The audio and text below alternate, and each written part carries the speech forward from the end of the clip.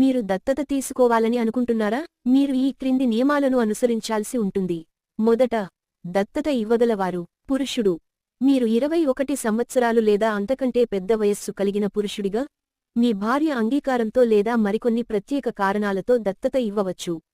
స్త్రీ 21 సంవత్సరాలు లేదా అంతకంటే పెద్ద వయస్సు కలిగిన మహిళ కూడా దత్తత ఇవ్వగలదు, కాని ఆమె భర్త అంగీకారం అవసరం. రెండవది, దత్తత తీసుకునే వ్యక్తి.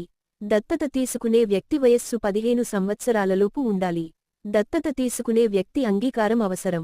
మూడవది, వారసత్వ హక్కులు. దత్తత ఇచ్చిన తరువాత, దత్తత తీసుకున్న వ్యక్తికి దత్తత ఇచ్చిన కుటుంబం నుండి వారసత్వ హక్కులు ఉంటాయి.